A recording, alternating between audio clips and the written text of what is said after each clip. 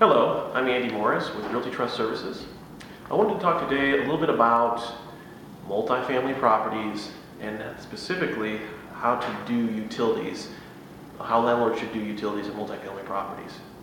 So, utilities in Cleveland, Ohio are not complicated enough already with single-family homes. The whole process is made even more complicated when you have a multifamily property. So, if the utilities are split, in other words, they're metered separately for each unit, then you're actually not that much different for those particularly split utilities than how you would handle them on a single-family property. And I did a video on utilities on single-family properties in Cleveland, Ohio too. However, you definitely run into a whole new, very different situations when you're dealing with utilities that are not split. And so a lot of the duplexes, quadplexes, triplexes in the Cleveland area, and even larger multifamily buildings, for some reason they decided to save money and make the landlord pay all the utilities because they weren't able to sub-meter or they didn't do separate meters when they were building these properties.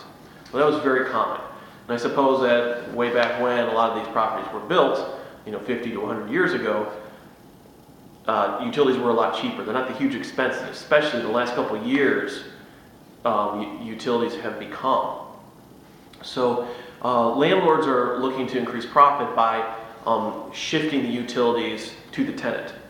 So as far as options, when your only options is when when the meters are not split or the utilities are not split or separately metered, are one, the owner has to pay the utilities. That's the first option.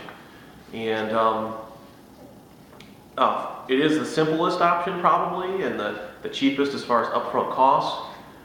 However, with the expensive utilities recently, it's not always, the owners are looking for ways to shift this to the tenant. One option that people are asking about, and we've experimented a little bit with, is something called RUBS, also known as Residential Utility Billing System. RUBS is essentially, it's not residential, it's ratio utility billing system. So basically what it is, it's a ratio that you create and you divide the bill up. That's essentially what it is. And normally it's divided, so you have a water bill, say, and there's 3 tenants, and you create kind of this arbitrary formula. Sometimes it's all based on the number of occupants. Other times it's weighted with the square footage of the different units, and then you put that into the ratio. And sometimes owners, a lot of times, will factor in a little bit for maybe common area, and they'll pay a portion of the bill as well and add that into it.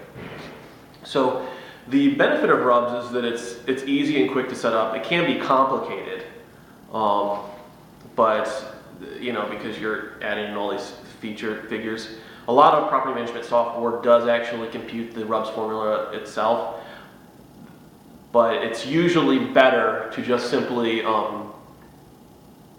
use a simpler formula if you're going to split it up, because the tenants are definitely going to want to understand how they're getting a specific bill, and you want to be able to explain it to them. So you'll have to show them the original bill, and it can end up creating a lot of issues, because then tenants, this is the downside of RUBS. It's easy, it's the upside. The downside is that the tenants oftentimes distrust it because it's not based on true usage. So they're thinking, they get an extra big bill, and they're thinking, my gosh, I know I didn't use extra water this month. I think it's a leak and I shouldn't have to pay for this. Or I think that, the tenant upstairs had a boyfriend, that was staying overnight and using all this water, takes long showers, or whatever, the girlfriend takes long showers, that it's not on the lease and it wasn't calculated properly. Or one tenant has special water needs. It just ends up being sometimes unfair. So you can be done, but in the times we've done it, and we've done it a few times, we've definitely had a lot of pushback from tenants. you're fighting against two things. Number one, a lot of tenants are used to not paying some of those utilities when they go to a multifamily property. And then you have the whole unfairness factor, that they don't feel like it's fair. So I don't recommend RUBS. It's something that we can do as a property management company, or you can do, but you definitely have to be careful with that. And then the third option is there's kind of third option A and B, but essentially to meter or sub-meter. So to meter it actually involves going to the utility company and asking them to put more meters in. Depending on the utility company, depending on the situation, that may or may not be possible. If it is possible, it's going to be probably very expensive and prohibitively expensive. You might as well just continue doing what you're doing. You may have to get city permits, special permits, and things of that nature, and variances and stuff like that. And sometimes it's just not possible. It's not allowed with this type of property to go ahead and put the meter in. You have to have outside third parties helping out with that. So the other option that's a lot less expensive in terms of getting actual readings is the sub-metering process. And so you can find sub-meters that essentially that you put them after the main meter for the utility supply. And you can do this for electric, water, and gas, but normally you're just doing it for water because that's the big issue normally that's for meters not being split.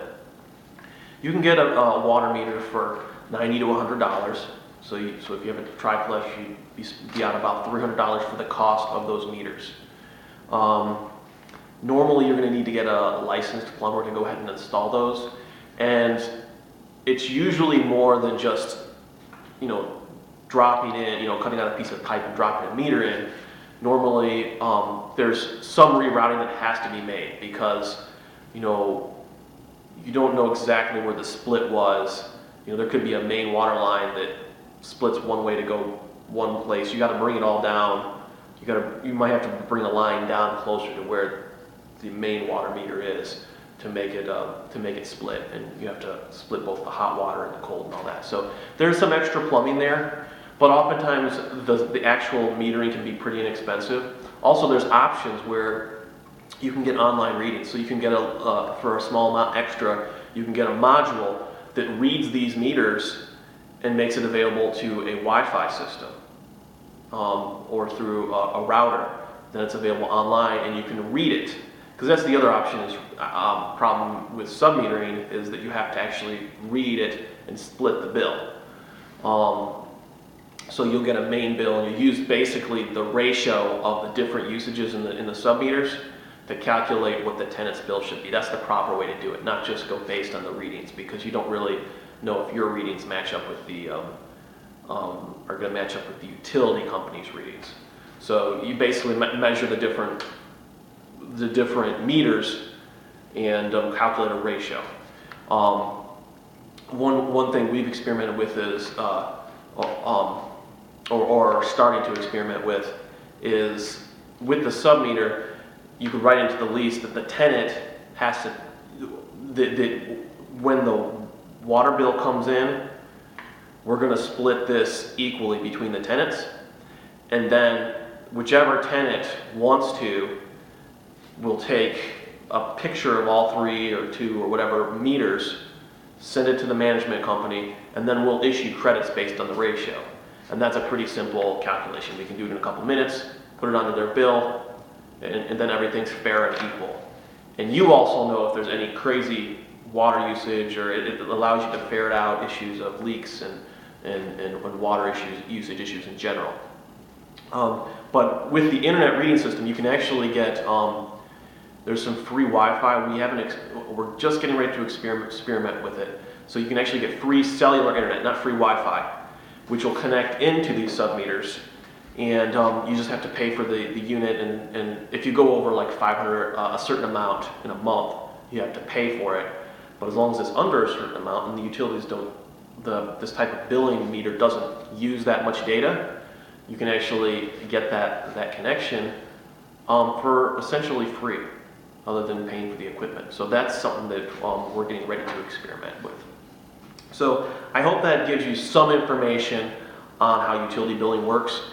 With our clients, we can give estimates and things of that nature in order to split utilities and work with you to make your property very profitable.